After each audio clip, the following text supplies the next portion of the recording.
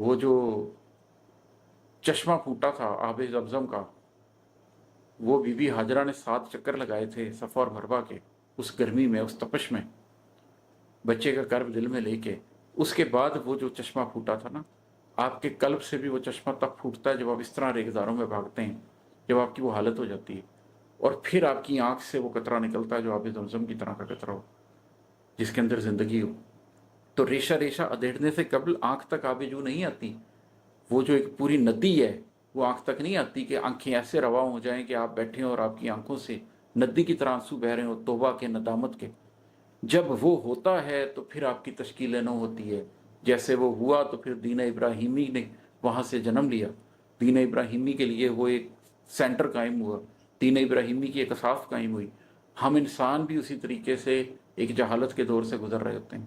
ہم انسانوں کے اندر بھی اسی طریقے سے ایک ریگزار ہوتا ہے، اور ایک ایک ریشہ جب تک ہمارا ادھیڑتی نہیں ہے اداسی، ہم اس کے بعد ریزہ ریزہ کرچی کرچی نہیں ہوتے، اور اس کے بعد ہمارے اندر سے آنسو جاری ہوتے ہیں، اور وہ آنسو آب زمزم کی طرح پھر ہماری زندگی کو بھی حیات دیتے ہیں. پھر وہاں پر بھی ایک بستی بستی ہے، پھر تشکیل نو ہوتی ہے، اور آپ کے من کی بستی ایک بسی بستی بن جاتی ہے جہاں پر لوگ دور دور سے آتے ہیں. بڑی لمبی بات ہے یہ. جب اداسی اتر رہی ہو تو ایک ایک نس بدن سے لڑتی ہے. ریشہ ریشہ ادھیڑنے سے قبل آنکھ تک آب جو نہیں جاتی. بے سروپا محاذ کھولے تھے، بے غنیمت پلٹ گئے ہم لوگ. بے سروپا محاذ کھولے تھے، بے غنیمت پلٹ گئے ہم لوگ.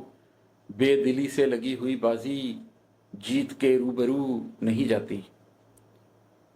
میں اپنے ارد گرد بہت لوگوں کو دیکھتا ہوں.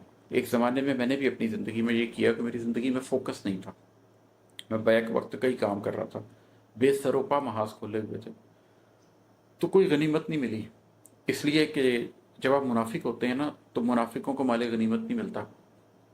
منافق کو منافق کیوں کہتے ہیں؟ انفاق کیا ہوتا ہے؟